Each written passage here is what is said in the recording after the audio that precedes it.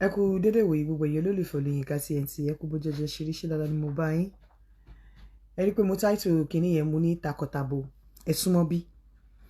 Ọ̀rọ̀ lórí WhatsApp group tí mo ní ẹ mọ̀ pé tí mi ò bá tí ready fún nǹkan mi ò kí ń create ẹ̀ mi ì dẹ̀ kí ń follow trend. Èèyàn bá ní 20 WhatsApp groups bẹ́ẹ̀ mi bá máa ṣe ti tèmi anywhere tó bá ti lọ wàá mọ̀ pé tèmi yàtọ̀. Everything about me mo máa ń fẹ́ wà distinct in anything tí n bá ṣe wàá mọ̀ pé tèmi á yàtọ̀. The fact pé o dẹ̀ tún wá sanwó kò guarantee pé o máa make group yẹn. Tí n bá ti wá scrutinize àwọn èèyàn tí mo fẹ́ kó gbogbo èèyàn sínú group tó o bá meet up láti wà nínú group yẹn I will refund you. So èèyàn sanwó mi pé o máa wà nínú group yẹn and tó bá ti mọ̀ pé o jẹ́ dìtà torí pé nǹkan tí mo gbọ́ wọ́n lẹ́yìn ọkùnrin London wọ́n ní ẹ máa ń kó ẹsẹ̀ lẹ́sẹ̀ lọ sí ilé obìnrin ẹ máa lọ ń faṣọ kọ́ ni wọ́n ní gbogbo ìgbà tẹ́ bá ti ń délé obìnrin ẹ máa ní kí ló nílé ṣe ló ń jẹ ńlé ṣe ló ń jẹ ńlé obìnrin tó bá máa sọ pé ṣé ó ló ń jẹ ńlé tí ìwọ náà bá ń lọ sílé ẹ̀ bó jẹ́ jar of milk wàá rà dání bó jẹ́ sugar wàá rà dání you are not just going to walk into a woman's house àmà ní ṣe ló ń jẹ ńlé ṣe ló ń jẹ ńlé wàá jóúnjẹ tó wàá fasakọ wàá tún fẹ́ dóbò ẹ jọ̀ọ́ tó bá ti mọ̀ pé irú ọkùnrin bẹ́ẹ̀ yẹn ni ẹ má wulẹ̀ sanwó group fún mi because apart from wípé máa dá owó ẹ padà máa tún expose ẹ Olódùmarè ń gbọ́ máa expose ẹ débi wípé o ò ní rí obìnrin tó ní láárí fẹ́ mọ́ ní anywhere tó bá wà apart from pé máa dá owó ẹ padà máa tún expose ẹ so tó bá ti jẹ́ obìnrin ọkùnrin tó jẹ́ pé kó kọ̀ lọ sílé obìnrin kó lọ jẹun kó faṣọ kọ́ ni èmi ò ní pé kóbìnrin máa tax yín but ìwọ náà ń láti mọ ẹ̀tọ́ ẹ̀ tó bá jẹ́ ọkùnrin tó lọ ń faṣọ kọ́ nílé obìnrin tí wàá jẹun tán tí wàá faṣọ kọ́ tí wàá máa lọ máa expose ẹ̀ tó bá jẹ́ obìnrin tó jẹ́ wípé I need help ní ẹ́ I need help máa expose ẹ̀ ẹjọ́ máa ṣàánú ara yín ni ẹjọ́ máa tọ́jú ara yín ẹjọ́ máa ṣàánú ara yín ni má dẹ̀rò bóyá wàá wà nínú group mi wàá máa dó obìnrin 4-5 pọ̀ kò possible tí o bá ti meet nínú group mi báyìí máa delete yín kúrò nínú group máa fà àwọn ẹlòmíì tán ti because èrò tí mo ti ní tó fẹ́ wọnú group nísìn tí wọ́n ti sanwó wọ́n ti lé ní 50 wọ́n ti ẹ̀ ti pọ̀ so mo ò ní kó gbogbo tí bá ti rí pé ẹ ti meet máa remove ẹ̀ máa replace yín pẹ̀lẹ́ lòmíì. So ma fi pe you're gonna be if you now want to be in the group again wàá tún sanwó again. So don't think torí àbọ̀rọ̀ keep àwọn èèyàn sínú group làbọ̀rọ̀ dó obìnrin 4-5 pọ̀ nínú group. Obìnrin 8 ẹ̀ dó pọ̀ ayé yẹn ò ní sí. So whatever I'm doing mo máa ń ṣe pa ni. Mo máa ń ṣe pa. Ìgbà tẹ́yin náà bá rí orúkọ bí mo ṣe save orúkọ and everything nínú group ẹ mọ̀ pé ó yàtọ̀. So tó bá ti mọ̀ pé alájẹ rìn wákàwákà kó jẹun kó faṣọ kọ́ ni ẹ don't call má wá sínú group mi tó bá dẹ̀ ti mọ̀ pé I need help ni ẹ má wá sínú group mi please òótọ́ ni mo sọ ó ṣe pé bí mo fi ṣakọ o mo fi ṣe ẹgbẹ́ mọ̀ pé èmi nǹkan tí bá ti ṣe máa ṣe pa ni máa ṣe pa àìmọye group àìmọye àwọn tó ń ṣe group gbogbo ìgbà táwọn èèyàn ń pè mí ẹ ṣe group mi tí ready ẹ rí sí pé àwọn Nigerians gan ti ń jà pátápátápátá mi ready UK America mo ṣe ṣe kódà àwọn Canada ti send message pé mama ẹ láti ṣe ti Canada mi lè ṣe gbogbo at the same time mo máa bẹ̀rẹ̀ pẹ̀lú UK America náà from tí máa ṣe next sí máa ṣe Canada àti bóyá àbí France but UK America for now ni mo ń ṣe mo lè wá fi Canada sí torí gbogbo wọn máa fi ibi tó ní kálukú wà tí bá máa save wọn máa fi gbogbo oníkálùkù mo máa fi location wọn síwájú orúkọ location síwájú orúkọ tí máa fi save it. That's why I am not going to send the link to anybody. Èmi ni mo máa fà àwọn èèyàn sínú group yẹn and mo dẹ̀ máa mọ bí mo ṣe máa save ẹ̀ débi wípé o lè múyàn wọlé kí n má mọ̀ èmi lẹ ń bá ṣe o èmi ni Yínká ni o alára gbàyídá o lè fìyàn sínú group yẹn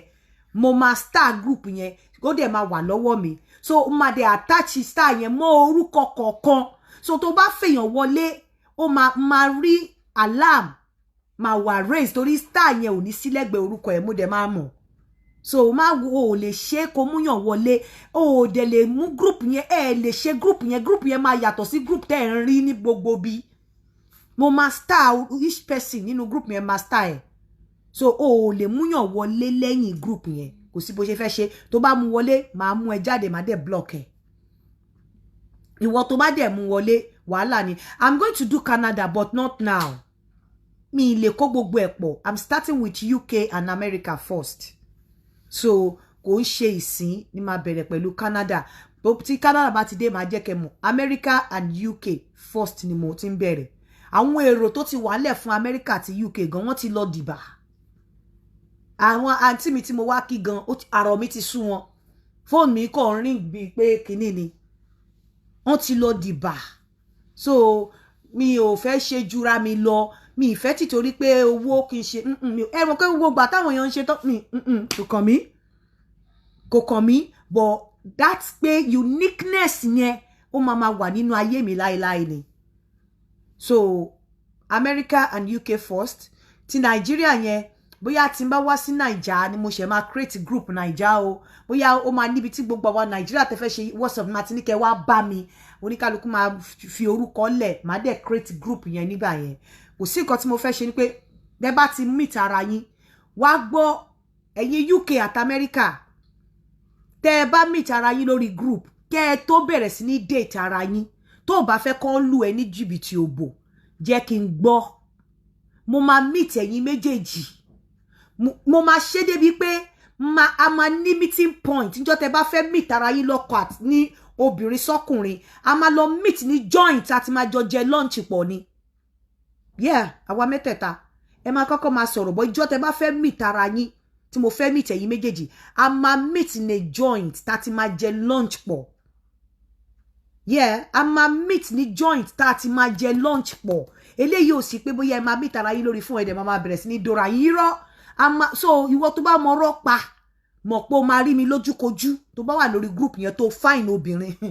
ìwọ tó bá mọ̀rọ̀ pa mọ̀ pé o máa rí mi lójúkojú tó bá wà lórí group yẹn tó fine ọkùnrin máa fún yín ní location tàti máa meet tàti máa jọ jẹ lunch àwa mẹ́tẹ̀ẹ̀ta so mo sọ fún pé nǹkan tí bá máa ṣe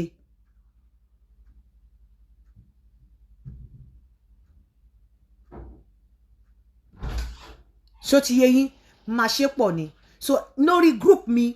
tẹ́ bá máa you will be surprised even in America I'm a citizen of the world kò síbi tí mi ò lè lọ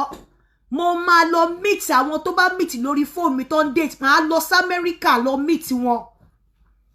yeah it's going to get to that so UK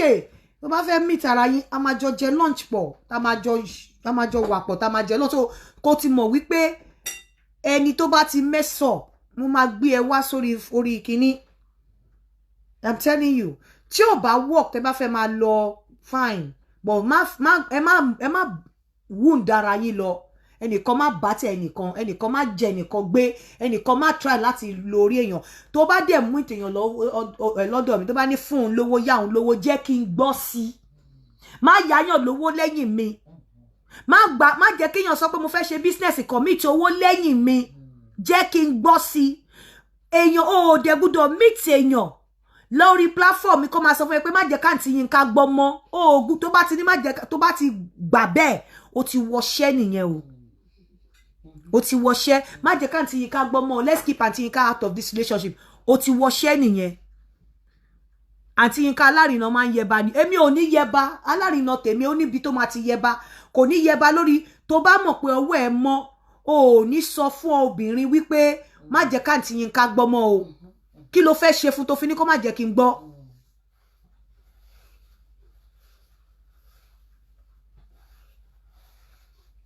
you understand kí ló fẹ́ ṣe tó fẹ́ kí má kí ẹ kí n gbọ́ ẹ má kí ló fẹ́ ṣe fún má jẹ́ kó sọ fún ẹ pé má jẹ́ káǹtì yín ká gbọ́ o má sọ fáǹtì yín ká mọ́ o irọ́ eléyìí ò sí bẹ́ẹ̀ tí two people bá ti fẹ́ meet ara wọn tẹ́ fẹ́ fẹ́ra yín mo máa àjọ máa jẹ lunch ẹ má worry nípa àti sanwó lunch mo máa gbé yín lọ fún lunch àwa mẹ́tẹ̀ẹ̀ta àjọ máa lọ jẹ lunch bó ṣe máa rí nìyẹn bó ṣe máa rí nìyẹn. So a group yóò kì í ṣe group tó yẹ pé wàá kọ́ wò pé wàá dó bí ọmọ bíi 5 bíi 10 nínú group ẹyọ kan wàá chop and clean out. It's not going to happen. ṣé wàá rí ìjọ́ tá a máa jẹ lunch yẹn ìjọ́ yẹn ni máa jẹ́ kẹ́ mọ̀ pé mo ti delete yín kúrò nínú group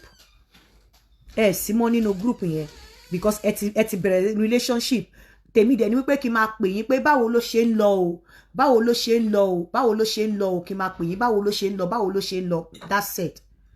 So òótọ́ ni mò ń sọ fún yín, that is the group. But for now mo gbọ́ pé àwọn kan ti create group lóríṣiríṣi Yinka TNT mi mọ̀ nǹkan kan pa o. This is my whole first group tí mo fẹ́ ṣe o, and I'm starting with UK and US first. Later Canada máa wọlé, Naija máa wọlé, but kò kí ń ṣèsìn torí láti àná sí èní yẹn tí update yẹn lọ síta Naija tó ti pè mí ti lé ní 1000. Wàhálà yẹn ti pọ̀ jù, wọ́n kàn bombard mi. Wàhálà yẹn ti pọ̀ jù, wàhálà yẹn ti pọ̀ jù. Naija tó ti pè mí ti pọ̀ jù, wọn ò jẹ́ sùn mọ́jú. Wàhálà yẹn ti pọ̀ jù, wàhálà yẹn ti pọ̀ jù, wàhálà yẹn ti pọ̀ jù. So UK and US la máa bẹ̀rẹ̀. And please tó bá ti mọ̀ pé o fẹ́ wà nínú group yẹn, o dẹ̀ fẹ́ ní obìnrin àbò fẹ́ lọ́kùnrin, o ní meet up pẹ̀lú mi for lunch of 3, gbàgbé ẹ̀, má tẹ̀ wulẹ̀ wá, má wulẹ̀ wá, because gbogbo ẹ̀yin tẹ́ wà nínú group yẹn tí má ti fi yín sínú group nísìn, mo máa send àwọn letters kan out fún yín tẹ́ máa sign tó wà legal binding tí ò ní sí pé story later. Àwọn letters kan máa jáde tẹ́ máa sign nípa rules and regulations tó guide the group yẹn tí mo máa sign, tí mo máa ní lọ́wọ́ tẹ́yin náà máa ní lọ́wọ́, máa send ẹ̀ fún yín via email. So èèyàn kan ò gbá èèyàn kan níbẹ̀ yẹn, èèyàn kan ò gbáyàn kan, èèyàn kan ò ní wá kó wá dú obìnrin 5 pọ̀, kò ní ṣẹlẹ̀.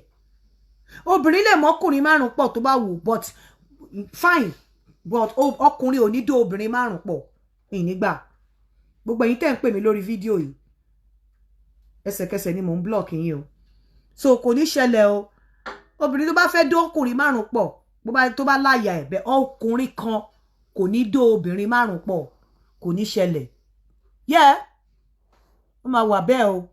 Máa send àwọn letters ẹ̀ táwọn èèyàn máa sign. That is it. Kò sí ìkọ̀kọ̀ tó wà nínú ẹ̀ ní wípé wọ́n láti abide by the rules and regulations. Gbogbo nǹkan tó bá ṣẹlẹ̀ nínú group yẹn kò gbúdọ̀ kúrò nínú group yẹn. O gbúdọ̀ mọ́yàn kan wá kó gbé àlùmọ̀kọ́rọ́ yìí láti ta. O dẹ̀ lè date èèyàn nínú group yẹn without my knowledge. Ẹ̀yin obìnrin, ẹ̀yin ni kíní yẹn guide o, ẹ̀yin ni kíní yẹn ló favour. Tó bá wù ẹ́, ẹ lè lọ ṣe lẹ́yìn. You are on your own. Whatever tó bá rí kó fara mọ́. And ìwọ tó jẹ́ ọkùnrin tó ń faṣọ kan tó fi wípé o máa lọ máa jẹun nínú obìnrin, don't come, má wá sínú group yẹn, it's not for you. Ẹjọ́ máa help ara yín ni. Ìwọ obìnrin, I need help, má wá sí group yẹn, kò lè ṣẹlẹ̀. Hello? Ṣé mo kó mo máa block yín ni? If you don't talk, I'm going to block you. As soon as tó bá drop, I'll block you. That's it. So kò ní ṣẹlẹ̀. Ẹ jẹ́ nǹkan tí mo ní kí mú wá fún yín nìyẹn. Ẹ má gbàgbé ilẹ̀ Donabit ó sì ń tà ní wàràwàrà. Ó máa kúrò ní 1.2 by Saturday, ó máa di 1.5. Pè mí tó bá fẹ́ lẹ̀ Donabit. Ẹ̀yin obìnrin ní kẹ́ pè mí jù nísìn, because mo ti láwọn ọkùnrin tó pọ̀ ńlẹ̀. So ẹ̀yin obìnrin náà ẹ pè mí fún kíní WhatsApp group yẹn. It's not free. I've told you it's not free. It's the same amount tí ẹ máa san lórí Shabarikolo. In fact, ó yẹ kí n gba more than owó Shabarikolo, because eléyìí máa take time mi, ó máa take energy mi, ó máa stress mi. Eléyìí máa stress mi. Eléyìí ó máa jẹ́ kí n kúrò ní comfort zone mi for a lunch to meet both of you. Tẹ́ bá ti fẹ́ bẹ̀rẹ̀ relationship together. Tẹ́ bá dẹ̀ decide láti má sọ fún mi, whatever happens, I don't want to hear. I don't want, don't even bring it to me. In tó bá ti lè mú ẹ lọ bẹ̀rẹ̀ relationship without letting me know, àbí tó ti accept fún ọkùnrin tó ti sọ pé ẹ má dantí yín ká lóhùn, ṣáwa wá jẹ́ baby ni. Jẹ́ baby, ẹ pàdé nta, ẹ pàdé lórí platform, lórí group mi. Àwa ni má dá wọn lóhùn. Ọkùnrin tó bá ti sọ bẹ́ẹ̀, nǹkan tó bá ti fojú ẹ̀ rí later, kò fara mọ́. Sédè sáfé, má tiẹ̀ jẹ́ kí n gbọ́ tó ní máa ṣépè fún ẹni. Ìwọ ọkùnrin tó bá dẹ̀ ti mọ̀ wípé o ní alájẹbánu ní ẹ, má wá. Ọkùnrin tí ò bá tún ní okó, gbogbo ìwọ tó yẹ pé wọ́n máa mú okó ẹ̀ gbogbo parí àti máa dùn wọ́n kò ní le gbogbo ìwọ tó yẹ pé okó ẹ̀ ò lè le ẹ jẹ́ kí wá sọ nǹkan kan àwọn ọkùnrin míì wọn ò ní problem bó ṣe é ṣe kí wọ́n déta kókó wọn má pàpà le irú àwọn ọkùnrin báyìí àwọn ọkùnrin tó bá ti ní determination pé àwọn ò ní ṣe nǹkan kan níta tó jẹ́ wípé wọ́n ti wò pé àwọn ò lè bóbìnrin míì sùn níta but tó jẹ́ pé ìyàwó wọn ló push wọn lọ síta tó bá déta that stress that vow that vow tó ti make pẹ̀lú ìyàwó wọn that covenant nígbà míì kò kí ń jẹ́ kókó wọn le wọ́n á rí òbò báyìí wọ́n á ti fẹ́ balẹ̀ obìnrin yẹn tó bá di pé kí wọ́n wọlé báyìí oko wọn máa rọ̀ padà kì í ṣe pé bí wọ́n lágbára but covenant yẹn àti wípé ẹ̀rù ń bà wọ́n bẹ́ni pé táwọn wá bá break covenant yẹn nǹkan kan lè ṣẹlẹ̀ nǹkan kan ò lè ṣẹlẹ̀ bóbìnrin ò bá fẹ́ lọ́kàn balẹ̀ covenant yẹn ò lè ṣiṣẹ́ kò lè ní kó tó bá dóbò ò lè lu mágùn àwọn need ẹni tó máa encourage wọn pé nǹkan kan ò ní ṣẹlẹ̀ because tóbìnrin ò bá fún ẹ lọ́kàn balẹ̀ tẹ́mi ẹ bọ́ nígbà míì tó bá bọ́ síta nǹkan méjì ni ẹ̀rù lè máa bà á láti dóbò mi pé wo èyí tí mo sì gbé sílé mi tí mò ń jẹ́ gan mi tí bọ́ nínú wàhálà ẹ̀ ṣé kò ṣe wàhálà mi ìlélẹ́yìí báyìí ẹ̀rù yẹn lè máa bà kókó má le ẹ̀rù covenant pé ó ń tó láìkì ìyàwó ẹ̀ ó ti dìtámì pé òun ò ní dó ẹlòmíì ṣùgbọ́n ó fàìnà rẹ̀ pé lọ́dọ̀ obìnrin míì tó bá jẹ́ tí ò ṣerú ẹ̀ rí ó lè bẹ̀rẹ̀ pẹ̀lú obìnrin yẹn báyìí ó lè bẹ̀rẹ̀ pẹ̀lú obìnrin yẹn báyìí ó lè bẹ̀rẹ̀ pẹ̀lú obìnrin yẹn báyìí kókó ẹ̀ máa kó dìgbà tó máa insert ó ti máa bóbìnrin yẹn ṣeré kó dìgbà tó máa jump on obìnrin yẹn báyìí kókó ẹ̀ dẹ̀ máa lè mọ́ ó máa ń ṣẹlẹ̀ bẹ́ẹ̀ tẹ́ pé àwọn ọkùnrin tó nífẹ̀ẹ́ ìyàwó wọn tí wọ́n pé wọ́n ti wò pé báwọn ṣe máa rí àwọn onídóbò míì ta tán dẹ̀ find ara wọn páwọn ń ṣe ó máa ń ṣẹlẹ̀ bẹ́ẹ̀ so ìwọ ọkùnrin oní covenant má wá sórí group mi torí tó bá wá sórí group mi tó bá lókoore lábẹ́ tí àṣírí ẹ bá tú sí mi lọ́wọ́ máa gbé wá sórí Facebook o ìwọ ọkùnrin tẹ́ pé wọn ò lè pe ifá ẹ ní gbólóhùn kó dìde wọn ò lè pe ajé ẹ kí ajé ẹ gbórí dìde níbi tó wà má wá sórí platform mi tó bá wá sórí platform mi wàá ṣẹlẹ́yà ìwọ ọkùnrin oní covenant ìsọnù tó ti ní covenant pé o ò lè dóbò mí ń ta tó dẹ̀ fi gbígbá lórí torí òun wo ọ̀nà sí orí òkè àgbélébù yẹn ni kò yá máa wò má wá sórí platform mi o bá ti mọ̀ pé o lè gbé ojú kúrò lórí òkè àgbélébù yẹn jókòó pẹ̀lú ibi tó ti forí gbẹ lórí mi ì ní fẹ́ gbọ́ story tó o bá gbé àgbélébù wá sórí platform yẹn máa disgrace ẹ o torí ọ̀tọ̀ ni àgbélébù ọ̀tọ̀ lóko mo sọ fún pé ẹ̀mí lóko ìránṣẹ́ kan kì í dí ìránṣẹ́ lọ́wọ́ òótọ́ ni mo sọ fún ẹ so tó o bá ti mọ̀ wípé o ò tó gbangba sùn lọ́yẹn tó wà lábẹ́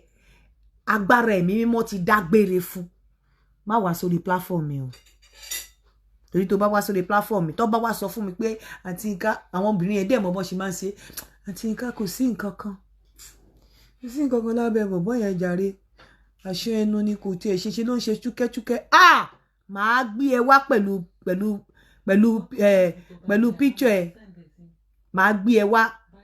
má ṣe o so ẹ jẹ́ kí n máa fi ìsìn ìṣàlọ gbogbo wọn tó bá ṣì ní interest especially obìnrin